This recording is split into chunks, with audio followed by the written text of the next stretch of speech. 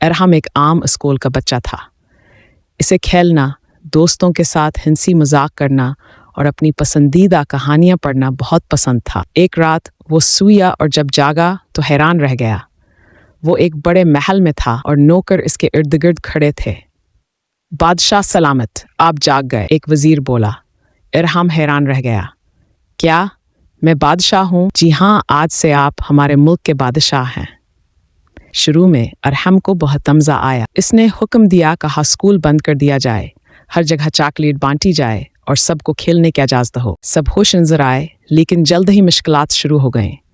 महल के बावर्ची ने कहा, अगर हर वक्त चॉकलेट खाई जाए तो सब बीमार हो जाएंगे। उस्ताद आए और बताया, कहा स्कूल बंद होने से बच्चे कुछ नहीं सीखेंगे। बाजार के दुकानदारों ने शिकायत की, कहा अगर सब सिर्फ खेलेंगे तो काम कौन करेगा। अरहम को एहसास हुआ कि बादशाह होना सिर्फ हुक्म दीनान है, बल्कि अखलाक और मोहब्बत से फैसले करना होता है। इसने सबसे माफ़ी मांगी और अच्छे कवानीन बनाए, जहाँ पढ़ाई भी हो, खेल भी और सब खुश रहें। अचानक इसकी आंख खुल गई।